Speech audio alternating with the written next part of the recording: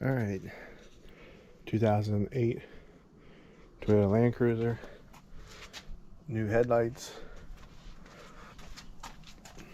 old.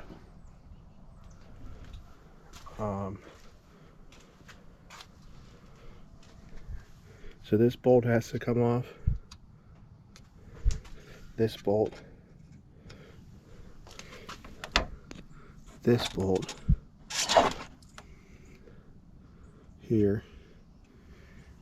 And then, I don't know if this one did, but I took this off.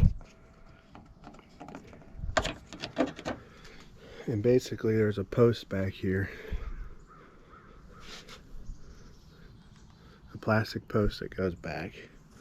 This is like a retaining clip.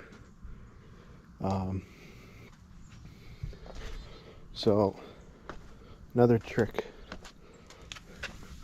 these three here, this one, you have to peel it back and get it over. And then to get it off, you got to pull the bumper. It's just held in by clips.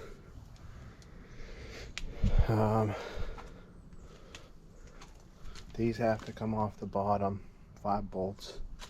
And then there's a beauty ring up here that has to come off.